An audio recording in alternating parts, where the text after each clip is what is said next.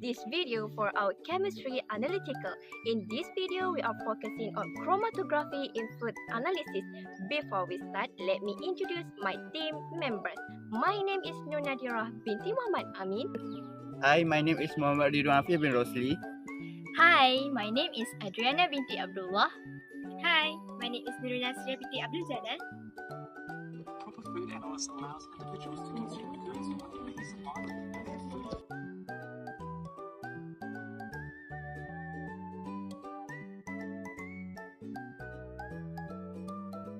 This food analysis using chromatography look interesting. But how does it actually work? Ridwan, why are you so stressed? Adriana, I don't understand how chromatography works in analysis food. Oh, I learned about this before. Let's watch this video. In this video, we are going to look at chromatography. We are going to talk about what chromatography actually is, principle of chromatography, different type of chromatography, and how chromatography can be used to help separate mixture and identify compounds. We are focusing on chromatography in the food industry because it ensures food safety and quality by detecting contaminants and verifying ingredients. With growing food safety concern today, chromatography is vital for protecting consumer health and maintaining trust in food products. Have you ever wondered what is chromatography? Chromatography is a technique used to separate the component of a mixture based on the rate at which they are carried through a stationary phase by a gaseous or liquid mobile phase.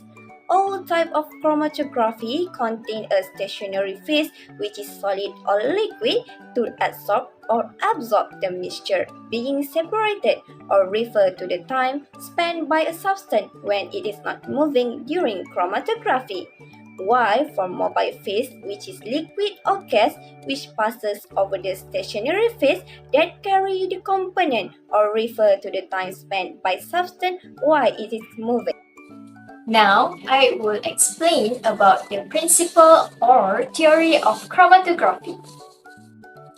Sample is dissolved in a solvent and washed through a stationary phase by a mobile phase. Competition between the sample molecules adsorbed by the stationary phase and dissolved by the mobile phase results in separation.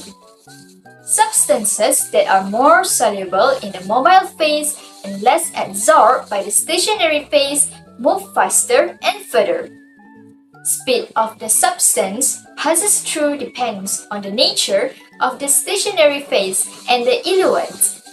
Components in the mixture separate out as the mobile phase moves through the stationary phase. Okay, let's move to the type of chromatography. There are two types of chromatography in technique, which is column chromatography and planar chromatography. First, column chromatography. Column chromatography is preparative technique used to purify substance depending on their polarity or hydrophobicity. Then, planar chromatography is a form of liquid chromatography. There are two types of liquid chromatography, which is paper chromatography and thin layer chromatography. Okay, next, my friend will explain about how paper chromatography works.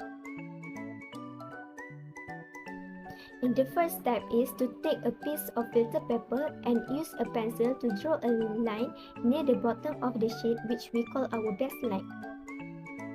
Next, you want to add your sample of ink, which you think might contain a lot of different substances, to the pencil line. Then we need to find a beaker and fill it with a shallow amount of solvent like water or ethanol. We are now ready to start, and we can place the filter paper into the solvent, but importantly, we have to make sure that we don't submerge our pencil line and our spot of ink, which is why we made our solvent shallow. And if you are being careful, you should really place a lid on top to stop the solvent from evaporating. Then we just wait for the solvent to seep up the paper and as it does, so the different dyes that make up our ring will dissolve in the solvent and move out with it. What makes this interesting though is that each of different dyes will travel up the paper at different rates, and so they will end up separating out, which tell us that each one must be a different substance. So we are basically separated out the different substances. However, if any of our chemicals are insoluble in that solvent, then they won't be able to dissolve and move up the paper. So they will just stay on the baseline. Once the solvent has almost reached the top of the paper, we take it out and leave it to dry.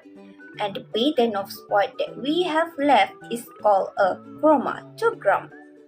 Now, to explain why the different chemicals move up the filter paper at different rate, you need to use a couple of weird terms, which is the mobile phase and the stationary phase. What makes this thing odd is they don't want to think of these phases as period of time but rather as type of substance.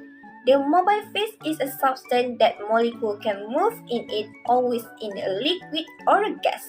And in our paper chromatography it would be the solvent. While for the stationary phase is a substance or material that molecule cannot move or usually in solid or sometimes a relative liquid. But for here, we use paper. So if you think about it, how far each of the chemical travel is depend on the properties of the substance. And if we do the experiment again, our chromatogram will look the same. This means that if we measure how far each substance moves, we can compare this value to a data book and identify which type of chemical it must have been.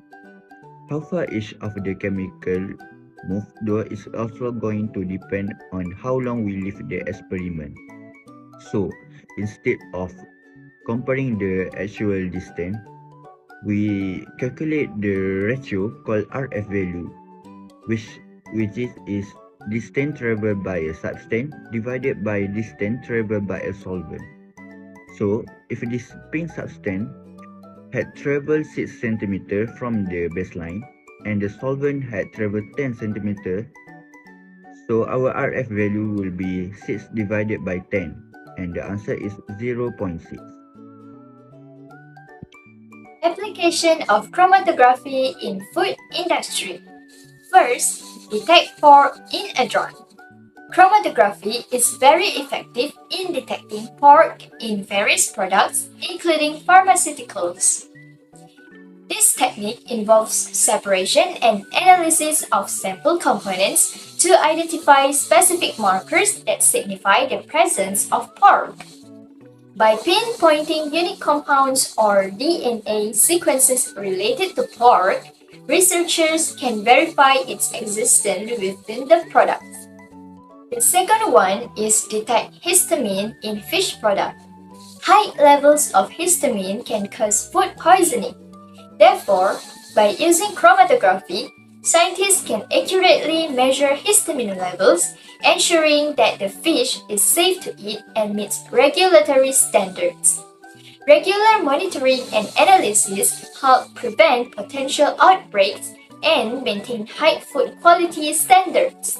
Lastly, fatty acid profiling in oils. Fatty acid profiling in oils using chromatography involves analyzing the specific fatty acids that present in edible oils. This technique separates and identifies each fatty acid, allowing experts to verify the oil's quality and authenticity. By comparing the profile to known standards, it ensures the oil meets health and labeling regulations, preventing adulteration and ensuring consumer trust.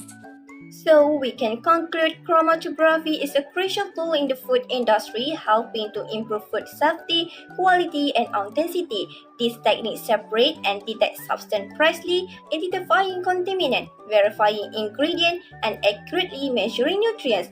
It's essential for finding even tiny amount of harmful substance, meeting strict regulation, and assuring accurate food labeling.